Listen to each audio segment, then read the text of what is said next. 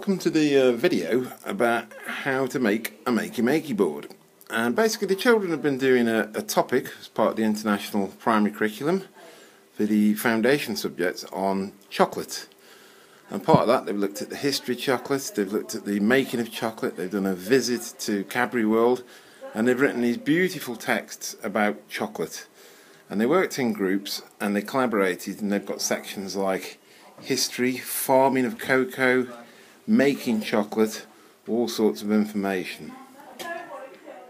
So the Makeyboard puts all that knowledge about chocolate into place, and what they've done is we've used the Makey as the kind of beating heart controlling the board just there, and the children have wired up the Makey to different buttons. For example, this section of the board is all about cocoa farming, and there's a big button in the middle of it saying press me, with a splat of, I think it's Play-Doh, it's supposed to be covering the wires.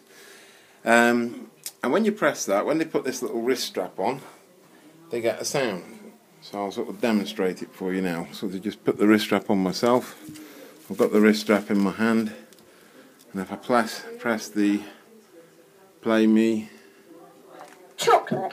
Tasty chocolate. And above the board, it all starts with a humble cocoa pod. There's a little travel how speaker. is it made into the luscious chocolate bars that we eat every day? And that's cocoa farming. Playing Before the manufacturing the recording of the chocolate children. bars can begin, the cocoa beans need to be farmed so they can be processed.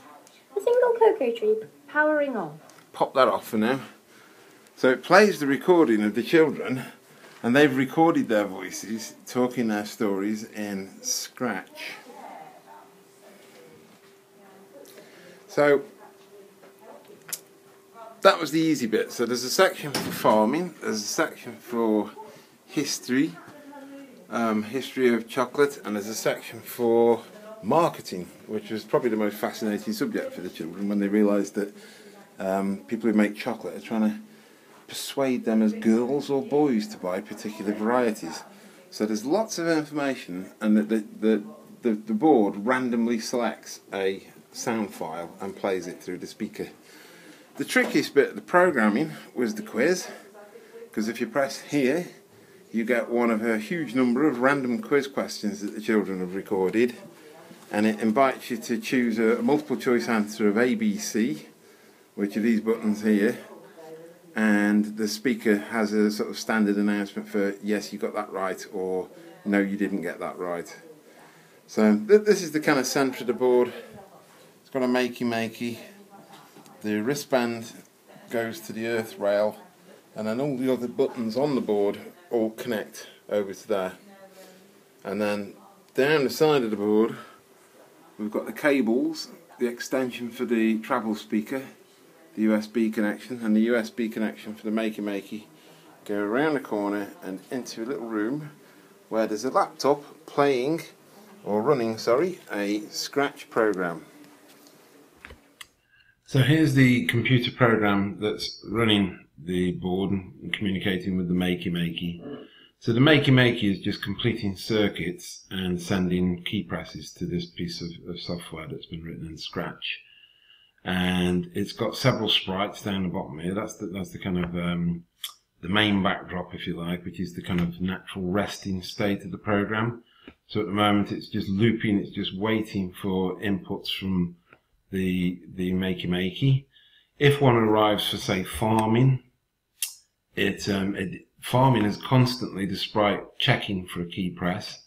If it detects there's been a key press on the board, a button press, which on the Makey has been connected to the A input of the Makey.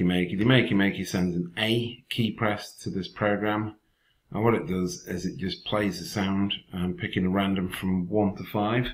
These are the sound files that the children have already created, and we then uploaded into Scratch.